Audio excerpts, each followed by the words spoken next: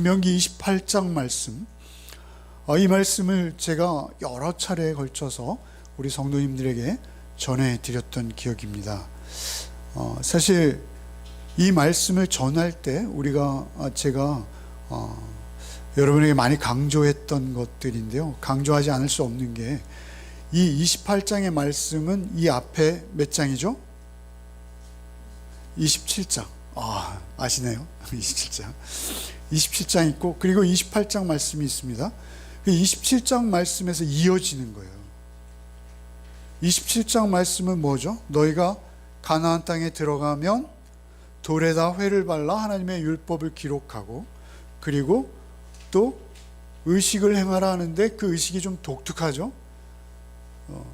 이 의식의 이름에서 저주의식이라고 합니다. 저주의식. 복이 아니라 저주의 말씀들을 계속 선언하게 하시고, 그 저주의 말씀들이 선언되어질 때마다 그들이 아멘, 아멘 하게 하시죠. 굉장히 이상한 예식이에요. 그죠? 굳이 왜 저렇게 험한 내용들에 대해서 아멘으로 화답하게 하시는가? 그리고 이제 28장으로 넘어오는 거예요. 그리고 28장에 오늘 우리가 나눌 1절로 14절 본문이 있고, 그리고 15절부터 다시 28장 전체가 저주예요. 그죠? 1절로 14절보다 거의 4배가 많아요. 분량적으로만 보더라도. 그렇다면 앞에 있는 저주의식과 뒤에 있는 저주의 분량의 내용으로 볼 때 축복의 말씀은 너무나 짧고 사실은 우리의 성에 차지 않아요. 그죠? 그런데 사실 하나님께서 우리에게 원하시는 것은 복받기를 원하세요. 복받기 원하시는 건 무엇입니까? 우리가 구원 얻어서 하나님의 영원한 생명에 참여하기 원하시는 게 하나님의 간절하며 본심이세요. 그럼에도 불구하고 왜 이렇게 저주를 많이 기록하셨는가? 그것은 우리가 좋게 말하면 잘 안 듣는다는 거예요. 우리에게 충격적이지 않는다는 거예요. 우리에게 그 저주의 말씀이 오히려 충격적이고, 오히려 우리의 가슴과 영혼에 깊이 박힐 수 있다는 거예요. 그래서 저주의 말씀도 꼭 읽기 원합니다. 오늘 말씀 앞뒤에 있는 말씀 중요하고, 그리고 월요일까지 묵상하게 될 것이죠. 오늘 본문, 이 본문의 그 복의 내용이 무엇인지 우리가 정확히 할 필요가 있어요. 그래서 오늘 이 하나님께서 우리에게 주시기 원하시는 복이 무엇인지, 그 복의 내용이 무엇인지, 그것을 우리가 좀 분명하고 뚜렷이 알아야 되겠다라는 것입니다. 사실 이것을 뚜렷이 알면 저주에 대한 경각심, 저주로 인한 경각심 못지않게 축복, 우리가 추구하고 쫓아야 될 복이 무엇인지를 우리가 더 또렷하고 명료하게 알므로 인해서 우리의 일상생활을 통해서 그 복으로 더 나아갈 수 있게 된다라는 것이죠. 먼저 1절을 읽겠습니다. 1절 읽겠습니다. 내가 내 하나님 여호와의 말씀을 삼가 듣고 내가 오늘 내게 명령하는 그의 모든 명령을 지켜 행하면 내 하나님 여호와께서 너를 세계 모든 민족 위에 뛰어나게 하실 것이요. 여기서 중요한 것은 순종하면 축복이요, 불순종하면 저주인 것이죠. 그거는 부인할 수 없어요. 그 내용의 말씀이 계속 반복되는 거예요. 순종, 축복, 율법입니다. 여기서의 순종은 10계명을 포함해서 율법이에요. 그 율법의 말씀을 순종하면 축복이요, 불순종하면 어떻게 돼요? 저주라는 것입니다. 특별히 1절에 이렇게 시작하죠. 내가 오늘 내게 명령하는. 사실 이 내용은 분명히 순종은 축복, 불순종은 저주, 이 공식이 이렇게 성립함에도 불구하고 우리가 그 이전에 알아야 될 게 있어요. 그것이 무엇이냐면 내 하나님 여호와의 말씀을 삼가 듣고 내가 오늘 내게 명하는, 이게 중요하다라는 것입니다. 내가 오늘 내게 명하는, 순종의 조건으로 축복이 쏟아지고 불순종으로 저주가 쏟아지고, 그 이전에 우리가 더 주목해야 될 것이 있는데, 그것은 무엇이냐면 내가 오늘 내게 명하는 하나님과 나와의 관계가 먼저라는 것입니다. 사실 이스라엘이 오늘 이 말씀, 신명기의 말씀, 모세가 전한 이 말씀을 들을 수 있는 이유는 무엇이죠? 이 말씀을 들을 수 있는 이유는 하나님께서 그들을 광야로 인도해 내셨기 때문에 들을 수 있는 거예요. 내가 오늘 내게 명령하는 이 말씀을 순종하라 라고 말씀하시기 이전에 하나님께서는 그들을 광야로 인도해 내셨다는 사실입니다. 내가 오늘이라는 그 시간, 이 오늘도 중요하죠. 오늘 우리에게도 동일한 말씀이에요. 이 말씀에서 오늘이라는 시간은 항상 오늘인 것입니다. 그 수천 년 전에 광야에서 이 말씀을 듣던 그들과 우리와 다르지 않아요, 조금도. 그런데 그 다름없는 그들에게 하시는 말씀의 전제는 무엇이냐면 내가 너희를 광야에서 인도해 내었고 그로 인해서 너희가 지금 나의 음성을 들을 수 있다라는 것입니다. 우리가 예수로 구원받았기에 오늘 주의 음성을 듣는 거예요. 순종 이전에 무엇이 있었다는 거예요? 구원이 있었다라는 것입니다. 순종 이전에 구원으로 인해서 내 하나님 여호와의 말씀을 삼가 듣고 그의 모든 명령을 지켜 행하면 구원받아서 끝나는 게 아니란 말입니다. 절대 그렇지 않아요. 구원받는 것 중요하죠. 시작돼야 되기 때문에 우리 신앙이, 우리의 삶이. 그러나 그 시작된 삶이 하나님의 음성을 계속 듣지 못하면 구원이 우리와 멀어지거나 끊어질 수도 있어요. 여러분, 그것은 성경에서 계속 반복하는 말씀입니다. 제일 중요한 것은 무엇입니까? 하나님은 우리를 창조하시고 그냥 버려두시는 것이 아니라 하나님은 우리와 교제하기 원하시고 우리를 늘 찾아오시기 원하시는데, 그 음성을, 내가 구원받은 자라면 하나님의 음성을 늘 듣는 게 중요하다는 거예요. 오늘 듣는 게 중요해요. 내가 오늘 내게 명하는 그 말씀을 지금 현재 내가 듣고 있는 것, 그것이 중요하다. 그것을 행하면, 그 모든 명령을 지켜 행하면 너희로 모든 민족 위에 뛰어나게 하실 것이다. 모든 민족 위에 뛰어난다라는 것은 너무나 당연해요, 여러분. 하나님께 애굽이라는 세상 나라로부터 구원을 받았고 그 광야에서 하나님의 공의와 사랑의 음성에 귀 기울이며 순종으로 살아갈 때 그 나라가 뛰어난 나라가 되는 건 너무 당연하지 않습니까? 너를 세계 모든 민족 위에 뛰어나게 하실 것이라. 여러분, 세계에 여러 민족들이 있습니다만 어느 민족이 뛰어난 것이죠? 국민 소득이 높으면 뛰어난 건가요? 아닙니다. 그 백성 하나하나의 삶의 수준이 그 나라를 규정하는 거예요. 그 백성들 하나하나의 삶의 수준이 공의와 사랑으로 세워져 있는데 그 나라는 제사장 나라 될 수밖에 없는 거예요. 하나님께서 이스라엘을 구원하신 이유는 그 나라를 제사장 나라 삼으셔서 그 나라를 통해서 모든 민족과 열방들이 그 뛰어난 나라와 민족을 보고 하나님을 찬양하도록, 하나님께 영광 돌리도록 제사장 나라로 삼으시겠다는 거예요. 그들이 내가 오늘 내게 명하는 그 말씀에 순종하고 있으면 너희는 그냥 제사장 나라가 될 거야, 이런 말씀이신 거예요. 2절도 한번 읽어보겠습니다. 내가 내 하나님 여호와의 말씀을 청종하면 이 모든 복이 내게 임하며 내게 이르리니. 계속 같은 말씀의 반복이에요. 중요한 것은 그 말씀을 청종한다라는 것은 무엇이죠? 듣고 따르는 거예요. 순종하는 거예요. 듣고 순종하면, 그렇게 청종하면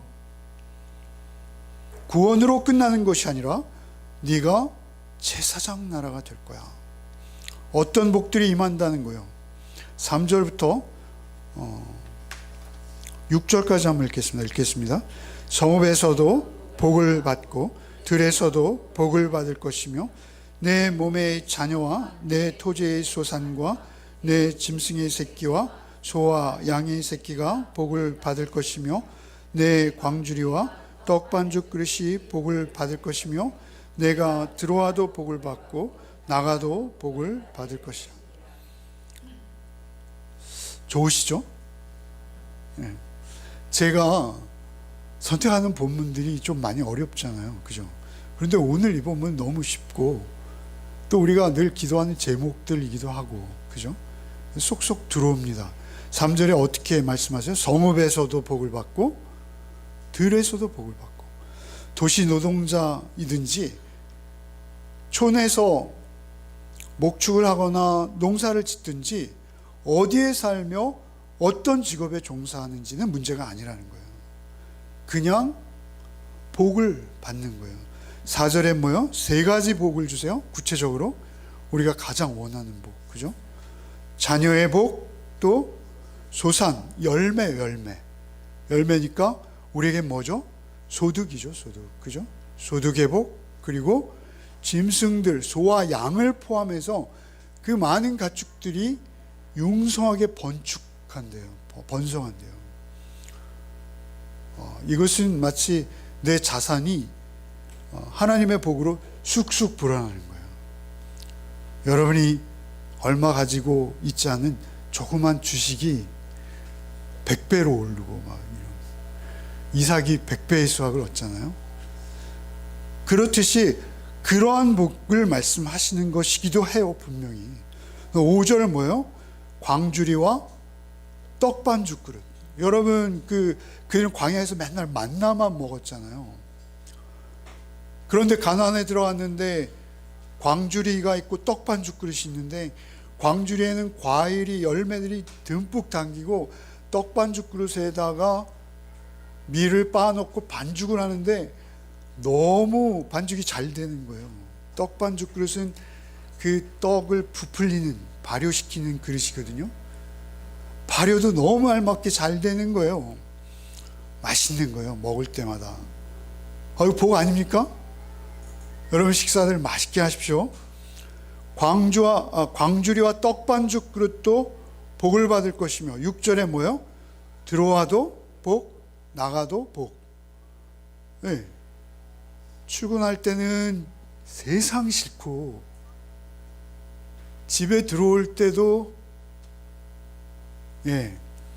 별로고 그 인생보다 초라한 인생이 없을 것이죠. 근데 출근할 때마다 기쁨이 있고 노래가 있고, 집에 올 때마다 보고 싶고 안아주고 싶고, 이러면 그보다 복이 어디 있어요? 그죠? 그러한 복을 여러분 사모하시죠? 여러분 사모하시죠? 누리십니까? 네. 그러한 복을 누리시기를 바라요. 근데 7절부터 12절까지를 계속 읽겠습니다. 여러분이 좀 읽겠습니다. 7절부터 시작.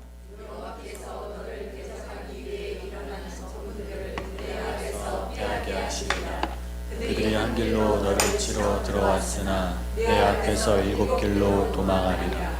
여호와께서 명령하사 내 창고와 내 손으로 하는 모든 일에 복을 내리시고 내 하나님 여호와께서 내게 주시는 땅에서 내게 복을 주실 것이며, 여호와께서 내게 명령하신 대로 너를 세워 자기의 성민이 되게 하시리니 이는 내가 내 하나님 여호와의 명령을 지켜 그 길로 행할 것임이니라. 땅의 모든 백성이 여호와의 이름이 너를 위하여 불리는 것을 보고 너를 두려워하리라. 여호와께서 내게 주리라고 내 조상들에게 맹세하신 땅에서 내게 복을 주사 내 몸의 소생과 가축의 새끼와 토지의 소산을 많게 하시며 여호와께서 너를 위하여 하늘의 아름다운 보고를 여시사 내 땅의 때를 따라 비를 내리시고 내 손으로 하는 모든 일에 복을 주시리니 내가 많은 민족에게 구워줄지라도 너는 꾸지 아니할 것이요. 7절에 뭐라 하세요?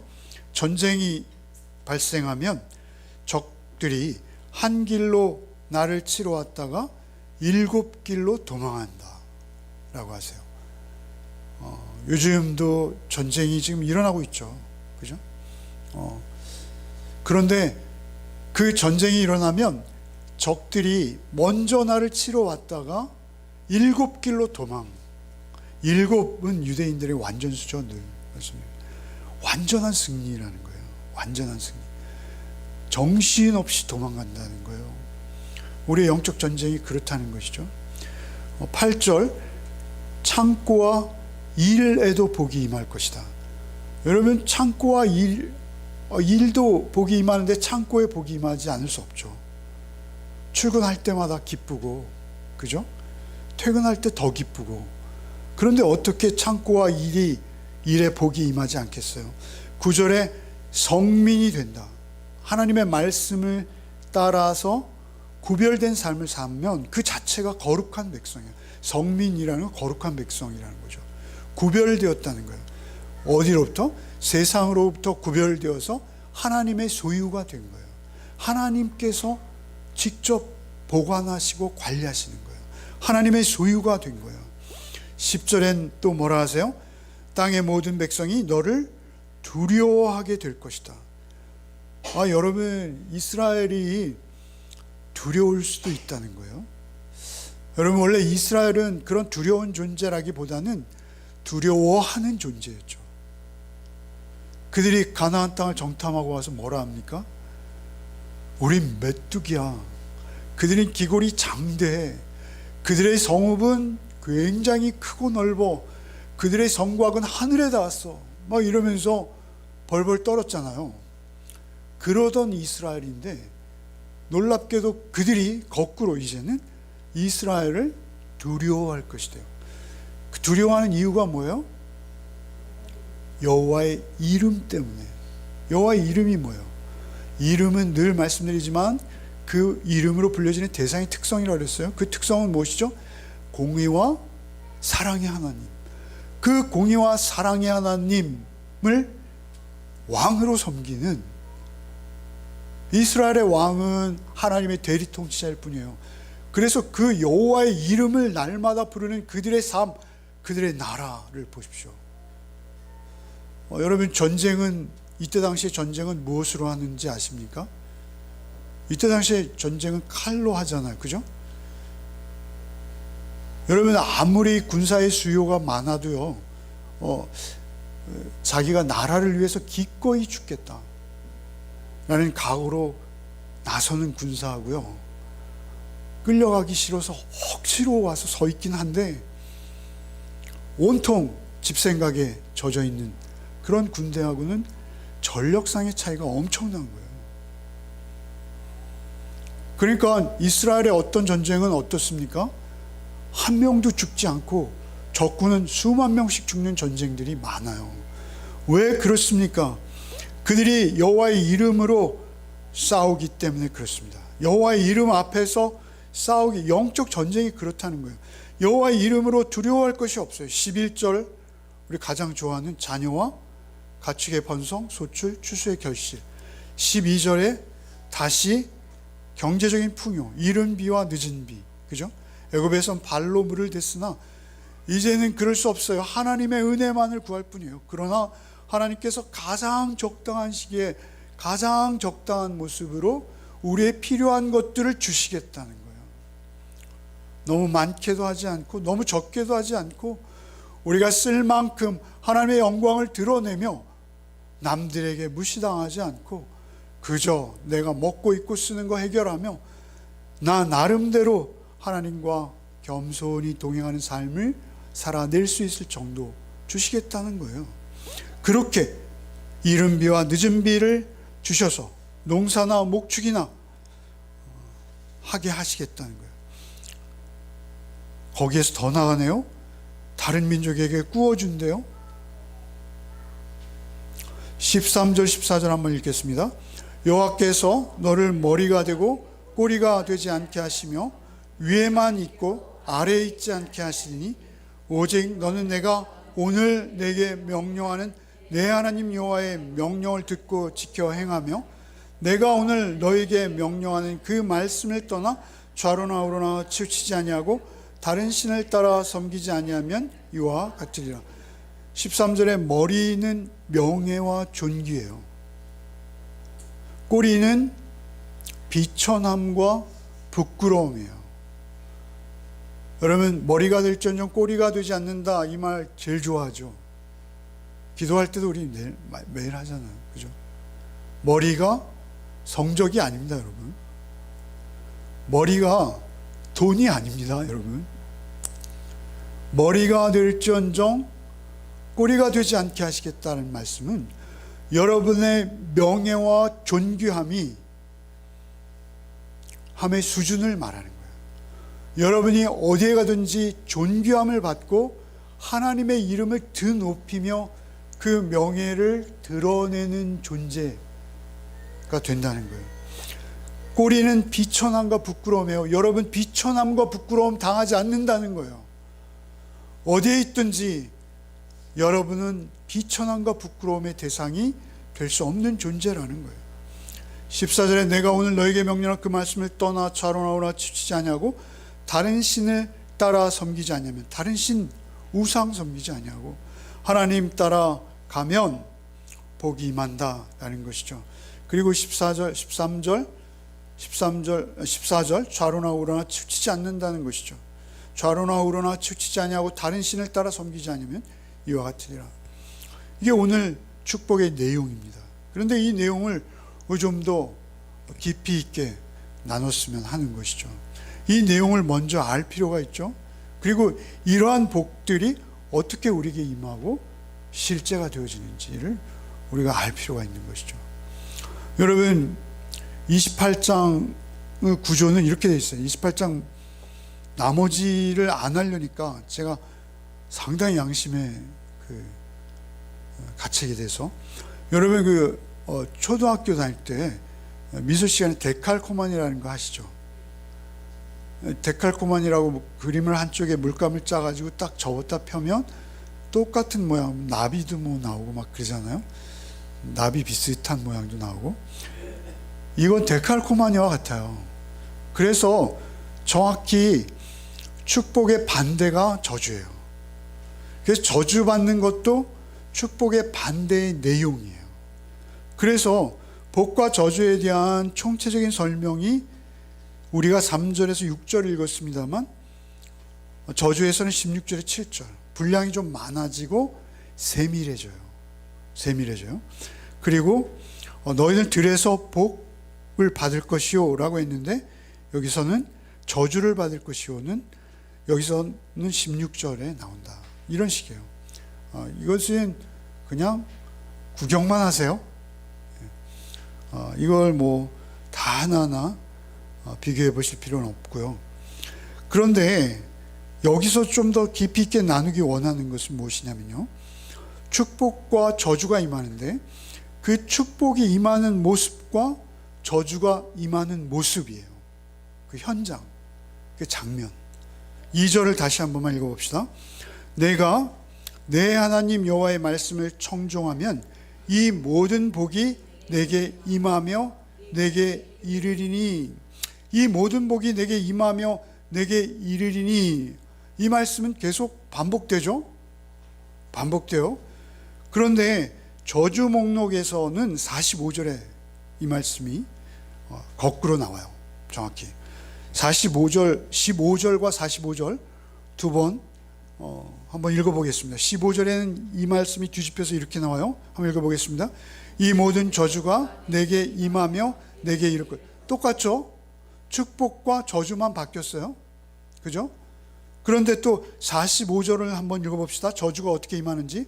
이 모든 저주가 내게 와서 너를 따르고 내게 이르러 마침내 너를 멸하리니. 저주가 여러분 좀 끔찍하게 느껴지지 않으세요? 사실 이 번역을 읽을 때 보면 저주가 뭐예요? 살아있는 어떤 인격 같아요. 그죠? 여기 보세요. 너를 따르고 내게 이르러 마침내 너를 멸하리니. 멸한다는 건 무엇이죠? 죽음이라는 거예요. 성경에서 멸망 내지는 멸한다 이런 표현이 나오면 죽음을 말하는 거예요. 그러니까 저주가 와서 너를 따르고 내게 이르러 너를 죽일 것이다. 어떤 인격적 존재가 재앙처럼 스스로 움직이는 힘을 가지고 쫓아와서 압도하는 거예요. 어떤 대상을. 그리고 그 저주에 대한 경험은 아주 공통적인 현상이 돼서 재앙과 저주가 마치 자체적인 어떤 힘을 가지고 나를 덮쳐오듯이 그렇게 나를 순식간에 죽음에 이르게 한다. 이렇게 표현하고 있어요. 너무 생생하게. 제가 왜 이 저주를 이렇게 자세히 설명드리냐면 복도 또한 똑같이 임한다라는 것입니다. 여러분 2절에 이미 읽었습니다만 이 모든 복이 내게 임하여 내게 이르리니, 이건 우리 개역개정이죠. 그런데 사실 이 번역은 전 좀 마음에 안 들어요. 개역개정 번역을 제가 제일 존중하거든요. 그래서 저는 개역개정만 읽어요.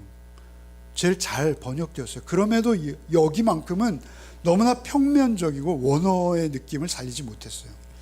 원어의 느낌을 살려서 입체적으로 번역하면, 공동 번역 한번 읽어봅시다. 시작. 복이 어떻게요? 복이 막 달려와서 나를 사로잡아 포로를 만들어요. 복도 그렇다는 거예요. 복도. 저주만 그런 것이 아니라 복이 그렇다는 거예요. 킹 제임스 흠정역 한번 읽어봅시다. 이 모든 복이 내게 임하며 너를 따라잡으리니. 복이 막 쫓아와서 나를 따라잡아요. 그래서 내 바로 앞에서 나를 이끌어줘요. 얼마나 생생합니까? 우리말 성경 한번 읽어봅시다. 이 모든 복이 너와 함께하고 너를 찾아올 것이다. 나를 찾아와서 복이 안녕하세요.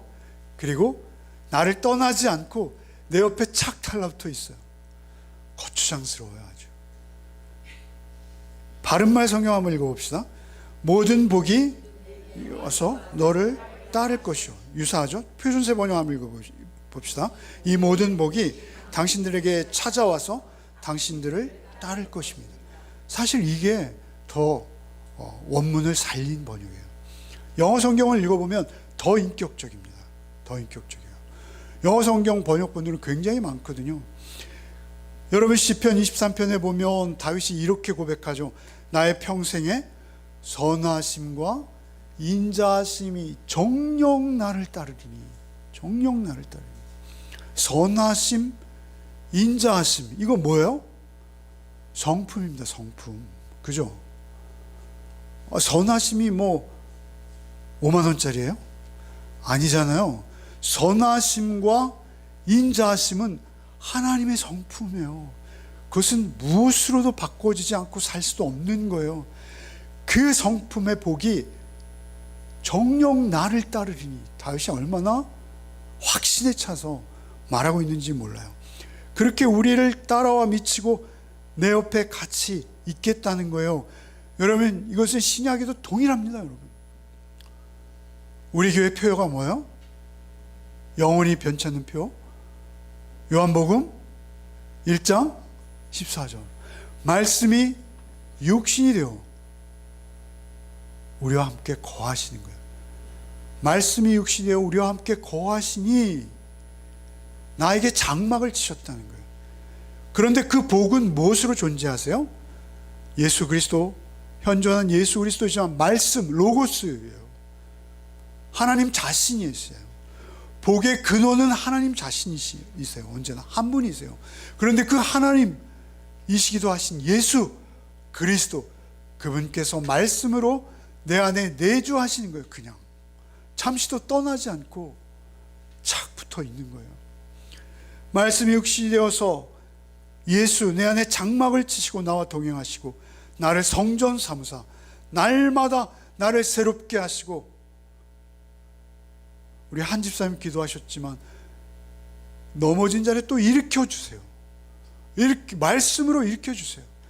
그리고 말씀으로 위로하시고 이제는 같은 죄를 범하지 않도록, 아니 승리할 수 있도록, 승리의 경험을 쌓아갈 수 있도록 하셔서 이제는 우리가 넉넉히 이기고도 남게 하세요.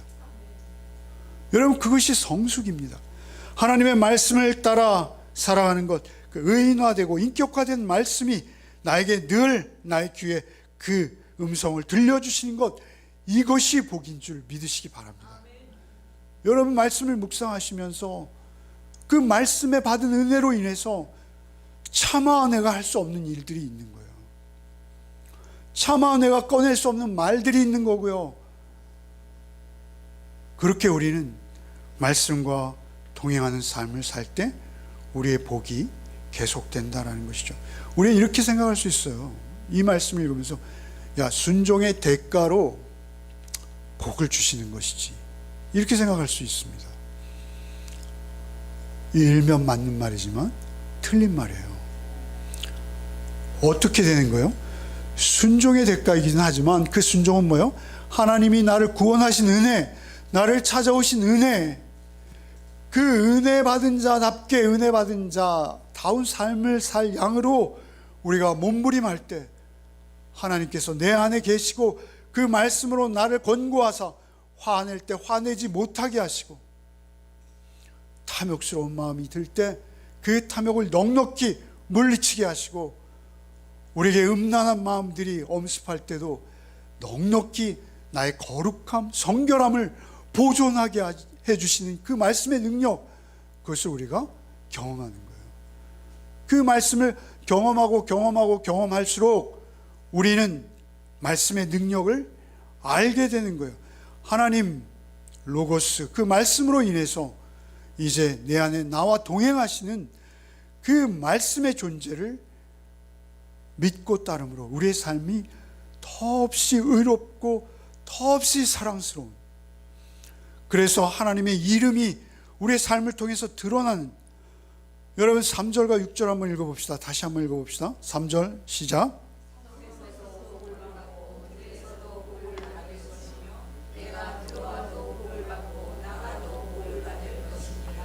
예, 여러분, 성읍에서 복을 받는다는 것은, 성읍은 항상 사람이 붐비는 데죠. 사람이 많이 모여 사는데요. 소문이 굉장히 빠르고 입에서 입으로 그 사람의 어떤 평가가 전해지는 것이죠. 그런 곳에서 공개적으로 칭찬받는, 명예와 자랑이 된다는 거예요. 비참함, 비루함이 아니라 명예와 자랑이 된다는 거예요. 더군다나 또 들에서도 복을 받는데요. 들은 어떤 곳이죠? 굉장히 인적이 드문 곳이에요. 혼자 그냥 일하는 곳이에요. 그런데 그곳에서도 은혜가 넘치는 거예요. 내면적인 거예요. 그렇게 하나님의 임재를 느끼는 거죠. 6절에는 들어와도 복을 받고 나가도 복을 받고, 들어올 때, 퇴근할 때는 누구나 복을 받죠. 근데 나갈 때도 복을 받는데요. 이거 너무 신기하지 않아요? 이건 무슨 얘기냐면요, 존재를 말하는 거예요. 존재. 성읍에서도 복을 받고, 들에서도 복을 받고, 나갈 때도 복을 받고, 집에 올 때도 복을 받고, 그 자체가 복덩어리라는 거예요. 복받은 존재인 거예요. 존재가. 그래서 오늘은 복 3개 받고 저주 2개 받고 이런 게 아니라니까요. 항상 복덩어리인 거예요. 그냥 존재 자체가 복인 거예요. 여러분, 여기서 복을 받는다라는 표현을 할 때 원어에는, 히브리어에는 바라크라는 단어예요. 바라크. 여러분, 바라크가 뭔지 아시죠? 무릎 꿇다, 겸손, 주님의 은혜 앞에 겸손한 거예요. 그런데 여기 3절과 6절에, 3절에 성읍에 복을 받고 들에 복을 받을 것이며 내가 들어와도 복을 받고 내가 나가도 복을 받을 것이며 이 네 번의 복에는 하나가 더 나와요. 바라크라는 단어만 나오는 것이 아니라 바라크에 아타라는 단어가 붙어 있어요. 바라크 아타. 그 바라크 아타라는 아타는 무엇이냐면요, 유라는 너. 그래서 너는 복받은 자가 될 것이다. 여러분 호크마 나눠드렸거든요. 어제 묵상해요. 어제 묵상해 보면 이것을 원어적으로 번역해서 소개하고 있어요. 근데 내가 들어와도 복을 받고가 아니고 내가 들어올 때도 너는 복받은 자가 될 것이다, 이렇게 번역했어요. 거기에 번역을 소개하고 있어요. 그러니까 너는 들어와도 복받은 자가 될 것이다, 나가도 복받은 자가 될 것이다, 이렇게 확신에 차서 선언하고 있는 것이죠. 존재를 말하는 존재가 복덩어리라는 거예요. 그 존재가 복의 근원 되시는 예수 그리스도와 함께 있기 때문에 집에 들어올 때도 그냥 왼수같이 여겨졌었는데 집에 들어오는데 그렇게 사랑스러울 수가 없어요. 왜 그래요? 복 받아서 그래요. 복 받아서. 어떤 복이 임한 거예요? 존재가 변하는 복이 임해 있는 거예요. 그 복의 능력을 내가 맛보고 가정의 평안을 이루고 가정이 지상 천국이 되는 거예요. 내가 직장에 나가서도 마찬가지예요. 직장에 나가서도 내가 성읍에 있든지 들에 있든지 문제가 되지 않는다는 거예요. 너는 복받을 자가 될 것이다. 믿으십니까? 우린 다 그런 존재예요. 우린 다 그런 존재예요. 여러분, 온전한 순종으로 우리가 복을 얻으려면 우리 불가능해요. 우리의 온전한 순종 자체가 불가능해요. 그래서 우리는 늘 예수 그리스도의 말씀으로 우리는 나를 쳐서 그 앞에 복종시키는 과정이 필요해요. 그리고 그 은혜가 있어야 되는 거예요. 그 은혜가 있을 때 27장의 모든 것들이 나에게 현실이 되는 거예요. 놀라운 것은요, 여러분, 이 27장, 28장에서 27장 서두에 같이 이어지는 한 자리에서 한 말씀이라 그랬죠? 그런데 27장 서두에 뭐가 등장하죠? 여러분, 그 정으로 쪼지 않은 돌로 제단을 만들고 뭘 드려요? 번제와 화목제를 드리라고 하잖아요. 그러니까 그 저주 선언식을 하기 전에 번제와 화목제를 드리고 저주 선언식을 하고 축복의 말씀과 저주의 말씀을 다시 종합적으로 듣는 거예요. 모세로부터. 그런데 그 앞에 그 화목제를 설명하시면서 모세가 이렇게 표현하세요. 여러분 7절 한번 읽어봅시다. 7절, 27장 7절.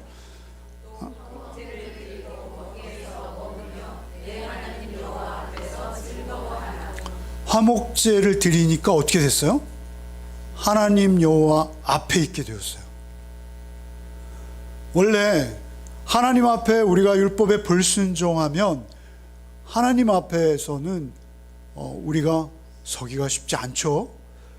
그럼에도 불구하고 이 모든 말씀 앞에 뭐예요? 번제와 화목제가 있는 거예요. 번제는 예수께서 하나님 앞에 온전히 드려진 것이 표상이에요. 화목제는 무엇이죠? 하나님과 원수되었던 내가 예수 그리스도로 힘입어 화목을 이루는 게 화목제예요. 그래서 예수께서는 신약에서 여기저기에서 계속 내가 화목제로 왔다고 선언하세요. 바울 사도는 화목제라는 말씀을 단골로 쓰시죠. 예수 그리스도를 표현하실 때 화목제인 거예요. 화목제. 어린 양으로 그들은 출애굽했습니다. 그렇죠. 그리고 그들은 광야에서도 화목제를 드렸고 가나안 땅에서도 화목제를 드렸어요. 그걸 드릴 때마다 제사장이 그 앞에 있었고 그 제사장으로 인해서 그들은 다시 하나님과 화목된 관계를 회복하는 경험을 하고 있었다는 거예요. 그들도. 그러나 여러분, 그것으로 그들이 온전치 못했어요. 결국 그들은 바벨론으로 끌려가고 마는 것이죠. 그래서 주께서 그 화목을 온전히 이루기 위해서 화목 제물 되시고 제사장도 되실 뿐만 아니라 어린 양도 되시는 예수께서 직접 오셔서 피 흘려주셨어요. 피 흘려주셨어요. 누굴 위해서요? 나의 화목제가 되기 위해서, 나를 하나님과 화목하게 하기 위해서 그분이 살이 찢기시고 피 흘리셨어요. 여러분, 이것을 믿는 믿음으로 우리는 날마다 말씀 앞에 순종할 수 있는 거예요. 그 은혜가 우리를 지배하고 있을 때, 여러분, 순종으로 축복에 이르는 것이 아니라 은혜로 인해서 순종 앞에 반응하지 않을 수 없는 존재가 되어버린 거예요. 여러분, 무슨 말하는지 복잡하죠? 한번 크게 따라하겠습니다. 이제 우리는 순종으로 축복을 이루려는 것이 아니라, 긴데도 잘하시네요. 순종으로 축복을 이루려는 것이 아니라 은혜로 인해서 순종으로 반응하지 않을 수 없는 존재가 되었다. 이해하시죠? 그렇게 된 줄 믿으시기 바랍니다. 우리의 존재가 그렇게 바뀐 거예요. 그래서 이제는 은혜 아니면 살 수 없는 자가 된 거예요. 더럽고 추한 행위는 할 수 없는 존재가 된 거예요. 아니, 그러한 행위를 할 수 없는, 율법을 범할 수 없는 존재가 되어진 것이 아니라 그것을 생각조차 할 수 없는 존재가 돼요. 생각조차 할 수 없는 존재. 신약의 설교는 끝났어요. 끝났는데 본문 이해하셨죠? 우리가 복 받기 위해서 어떻게 돼야 돼요? 순종해야 돼요. 순종. 말씀 앞에 나를 쳐서 순종함이 있어야 돼요. 그것은 왜 그렇습니까? 말씀이 육신에서 나를 구원하신 예수가 말씀으로 내 앞에 은혜로 내 안에 동거하시기 때문에 그래요. 그로 인해서 우리가 순종하는 것, 이것을 신약에서 가장 잘 설명한 가장 짧은 신약의 말씀 하나만 묵상하고 설교를 마치려고 해요. 여러분, 설교가 끝났는데 하나를 더 한다고 해서 한번 읽어보겠습니다. 시작. 율법이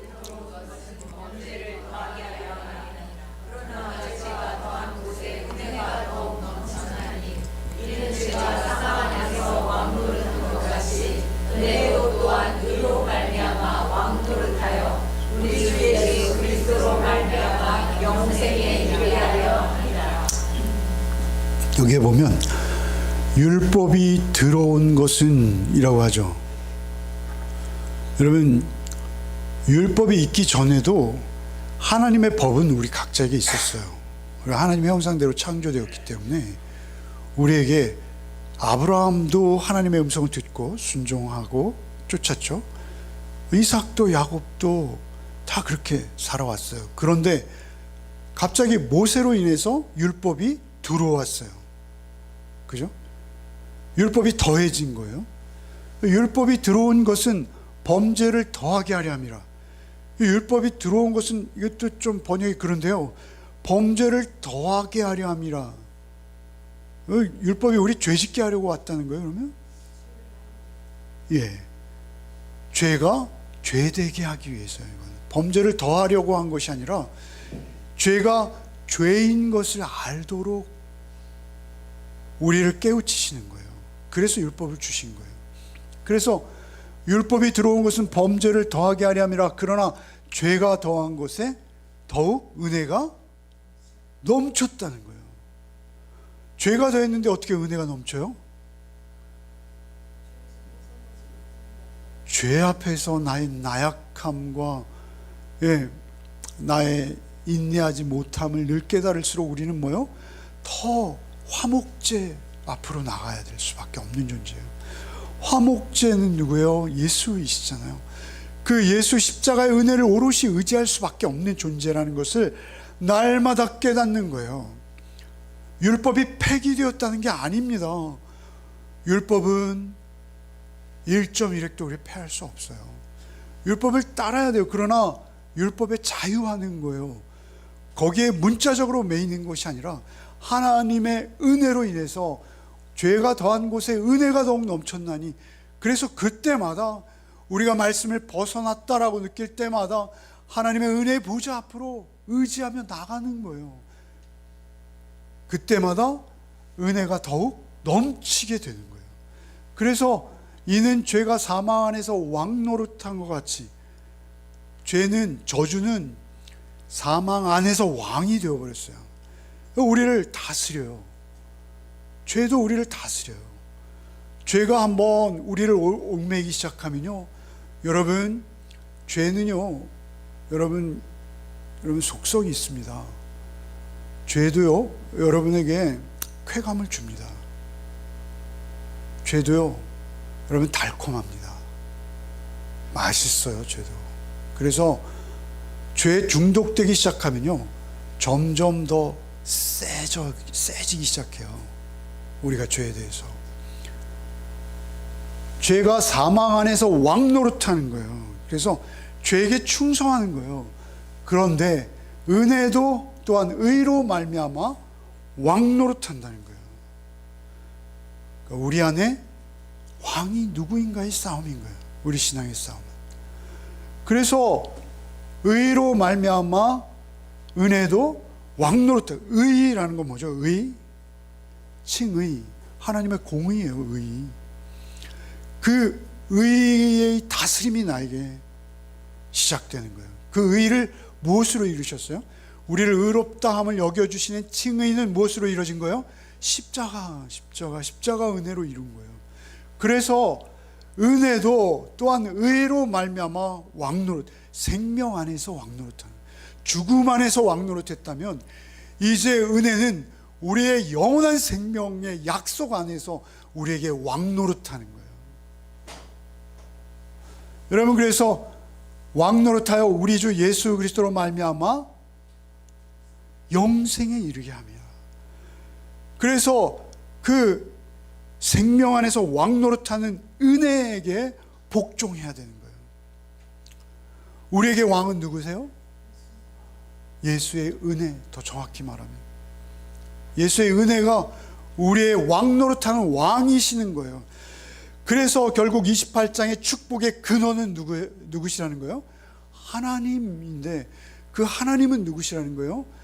우리에게 형상으로 알아볼 수 있도록 찾아오신 하나님, 예수 그리스도. 그 예수 그리스도가 우리에게 왕이 되어주시는 거예요. 그래서 말씀이 육신 되신 예수 안에서 우리가 그 근원 되신 예수의 말씀을 쫓아가다 보면 아무리 우리가 넘어져도 넘어진 자리에서 바로 일어날 수 있을 뿐만 아니라 이제는 여러분 걷다가 뛰다가 나는 자로 살아가게 되는 거예요. 여러분, 결국 우리 안에 주님이 얼마나 위대하신 왕으로 날마다 나에게 은혜를 쏟아 부어 주시는가가 우리의 삶을 결정하는 줄 믿으시기 바랍니다. 은혜를 사모하는 것, 그것이 우리가 날마다 밥을 사모하는 것보다 더 강해야 되고, 그 은혜가 여러분 또 한 주간 삶 속에서 여러분이 성읍에 있던 들에 있던 그 은혜가 여러분의 왕이 되시기를 소원합니다. 주님, 주께서는 우리가 율법에 온전히 순종하지 못함을 이미 아셨습니다. 번제와 화목제를 세우셨던 주께서 이제는 번제와 화목 제물로 우리에게 임하셨사오니 주 오직 그 은혜의 주님만 우리는 날마다 먹고 마시게 하여 주시옵소서. 우리 주 예수 그리스도 앞에서 먹고 마시며 하나님 임재 앞에서 그 은혜로 나의 주인 되심을 인정하며 늘 그 은혜를 기억하며 은혜에 감사하며 은혜를 먹고 마시며 또 한 주간 승리하게 하여 주시옵소서. 예수 그리스도 이름 받들어 기도하옵나이다. 아멘.